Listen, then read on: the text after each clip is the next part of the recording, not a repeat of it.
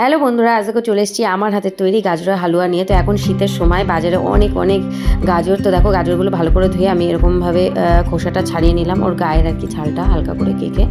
তো ধুয়ে এবার আমি মেশিনে ভালো করে গাজরগুলো কুচিয়ে নেব। দেখো আমার এখানে গাজর কোচানো হয়ে গেছে। আমি প্রায় 300 মতো গাজর নিয়েছিলাম। তো দেখো আমি এবার কড়াইটা গরম করে নিয়ে পরিমাণ মতো ঘি দিয়ে দেবো। তো ঘিটা গরম হয়ে গেছে, এবার আমি গাজরগুলো দিয়ে দেবো।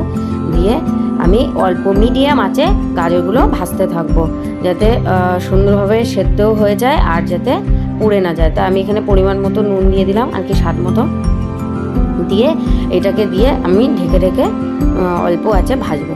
তো দেখো আমি বেশ খানিক্ষণ পরে আবার নাড়িয়ে নিলাম, এই যে ঢাকনাটা খুলে দেখো নাড়িয়ে নিয়েছে। এবার দেখো এখানে 500 মতো দুধ আমি প্রায় ফুটিয়ে এটাকে প্রায় হচ্ছে তোমার 300 মতো দুধ করে নিয়েছিলাম। দেখো ঘন একটা সর পড়েছে।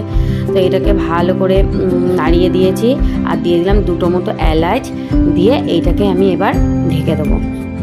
দিয়ে এদিকে আমি নিয়ে নিয়েছি দেখো একটা আমুলের 10 টাকা দামের পাউডার দুধ। তো দেখো আমি দুধটাকে একটু উষ্ণ জল গরম অল্প একটু জল দিয়ে এরকমভাবে গুলিয়ে নেব। নিয়ে আমার এদিকে দেখো দুধটা পুরো টেনে গেছে, দেখো সুন্দরভাবে টেনে গেছে। তো এইবার আমি আমার এই যে গুঁড়ো দুধটা যে গুলিয়ে রেখেছিলাম অল্প একটু, এবার এইটা দিয়ে আমি একটু নাড়িয়ে নেব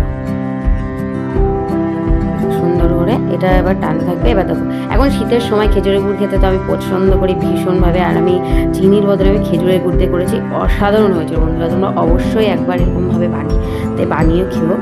খুব সুন্দর হয়েছিল, খুব সুন্দর খেতে হয়েছিল। তো দেখো আমার এখানে দুধটা টেনে গেছে।